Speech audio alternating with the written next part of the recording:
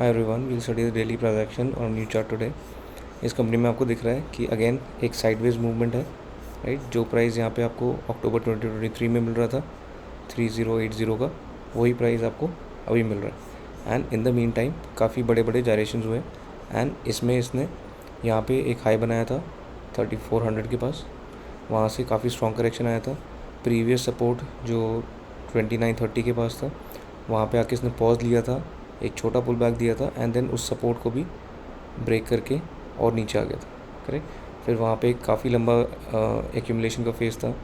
Feb 24 में इसने वो लेवल ब्रीच किया था, पिछला सपोर्ट। उसके बाद से जो हाई था 3033 का, वहाँ पे उसको बार बार रेजिस्टेंस आ रहा था, राइट। यहाँ पे एक बार अटैम्प्ट हुआ था, उससे पहले यहाँ पे फिर से सेल ऑफ आया था, फिर से 3033 के लेवल के ऊपर गया था बट क्लोजिंग नहीं आई, फिर से सेल ऑफ आया, राइट। तो ये 3033 के लेवल पे बहुत रेजिस्टेंस आ रहा था इसको एंड फाइनली इसने ये जो लेवल है ये फाइनली इसने ब्रीच कर दिया था।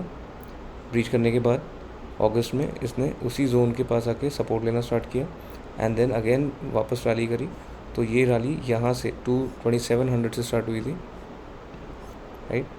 एंड 2700 से इसने एक 25% का मूव दे दिया था with in a span of few months. 3-4 महीने में इसने 25% का मूव दिया। अब इतना लंबा मूव एक वन शॉट में हो गया एंड प्रीवियस यहाँ पे एक रेजिस्टेंस जोन भी था, तो वहाँ से फिर से एक पुल बैक आया एंड पुल बैक आने के बाद अब यहाँ पे हमको क्या देखना है कि यहाँ पे जब पहली बार जब रेजिस्टेंस आया था, जो ये दिसंबर 23 में जब गया था, तो वहाँ से लेके इसने लो बहुत नीचे बनाया था, राइट। 2690 के आसपास का कुछ लो बनाया था। तो अब हमको ये देखना है कि क्या इस बार जब इस जोन में रेजिस्टेंस आया है तो ये इसको थोड़ा ऊपर ही कहीं सपोर्ट ले लेना चाहिए, करेक्ट। तो अभी सबसे अच्छा जोन सपोर्ट लेने का क्या है, उसी जोन में अभी ये है, राइट। क्योंकि इस जोन में 3040 3039 का जो जोन है, इस जोन में पहले बहुत बार इसने रेजिस्टेंस लिया था, फिर उस जोन का ब्रेकआउट दिया, सपोर्ट लिया उस जोन में, फिर उसके बाद इसने रैली किया था।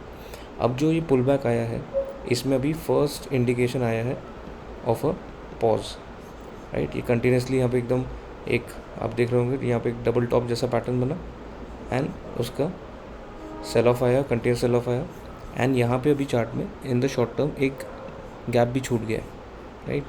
तो एटलीस्ट ये गैप तक का आपको in the short term target मिल सकता है अगर ये अभी जो हाई बनाया इसने 3100 का, तो 3100 के लेवल के अगर ऊपर ही निकलता है, राइट, तो एटलीस्ट यहाँ तक का शॉर्ट टर्म में टारगेट हो सकता है एंड फिर उसके बियॉन्ड भी जा सकता है। अराउंड 4.5% तक का शॉर्ट टर्म में टारगेट हो सकता है अगर 3100 के ऊपर जाने लगता है, राइट।